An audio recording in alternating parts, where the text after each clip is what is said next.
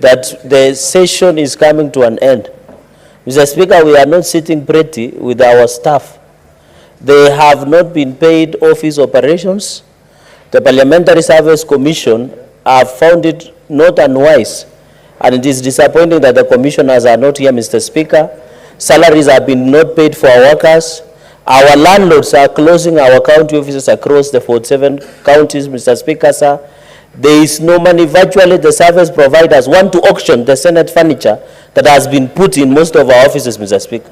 As we talk, even our cars, Mr. Speaker, when we travel to our counties, might be clamped down and auctioned, and we might making phone calls to your office or your personal number to try and intervene, Mr. Speaker. Mr. Speaker, you saw yesterday when the National Assembly boycotted, they have been assured within the close of business today, their money will be in the accounts of CDM, Mr. Speaker. Why are they discriminating against the Senate by the National Treasury, Mr. Speaker? I want to say, even the tomorrow's morning sitting, we shall not come, Mr. Speaker. And in fact, as we talk today, Mr. Speaker, we are going to work out, Mr. Speaker, because we cannot proceed until we resolve this impasse. We are going to cripple the whole business that we, because if there is no money, what business do we have, Mr. Speaker? Mr. Speaker, you know, with the harsh economic times, Mr. Speaker, with the harsh economic times, how can you, these drivers, Mr. Speaker, a lot of small money, Mr. Speaker.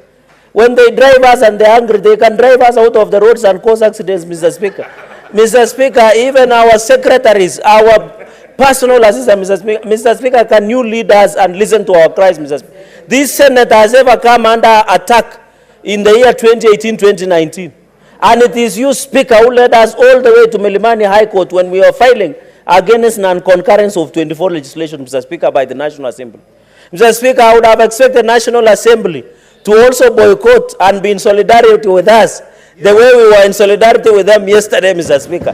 But it looks like the small brother, the lower house, will never be in solidarity with the Senate. But, Mr. Speaker, I want to request colleagues. We request that this session be suspended for now. Mr. Speaker, you make phone calls to the National Treasury, because, and also Parliamentary Service Commission, Mr. Speaker, we suspend for 30 minutes. You get a commitment. We go into a recess for another 30 minutes. We agree on how we are going to proceed, Mr. Speaker. Mr. Speaker, under indulgence and the direction leadership, you need to provide leadership on this one, Mr. Speaker.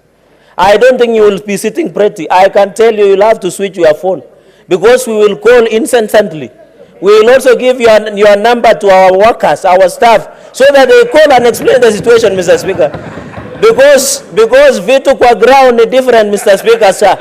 So as we talk, we have been using our own money to fuel and support most of our workers, Mr. Speaker. Some of them have school fees. Some of them have medical bills to pay, Mr. Speaker. They have rent, Mr. Speaker. You can imagine working to your office and your staff have not been paid. Mr. Speaker, with the harsh economic times, we must be serious, Mr. Speaker. I request that we adjourn this, we suspend this house for 30 minutes, talk to the National Treasury, give us way forward, and then we resume the sitting as normal, Mr. Speaker. And I think going into the future, I want to call upon Parliamentary Service Commission. There is no house that is lesser than the other. When the National Assembly speak, they listen. But when Senate speak, ni kama kupigia mbuzi gitaa, Mr. Speaker. We must take a collective responsibility. This Senate has come under attack from 2013, but we have always been resurgent. They should not underestimate us, Mr. Speaker. We look like dormant volcano, but we are going to erupt that it has never been seen before, Mr. Speaker. I expect people like Senator Chute to be on the forefront defending us, Mr. Speaker. You had Senator Sifuna yesterday led us in a Kamkunji, and we made a resolution that we shall not sit until we get our dues, Mr. Speaker. It is our right. How can we work, Mr. Speaker? Mr. Speaker, I request that you suspend this sitting, and we agree, Mr. Speaker, with all due respect. Senator Osotsi. Mr. Speaker, I want to support the request by Senator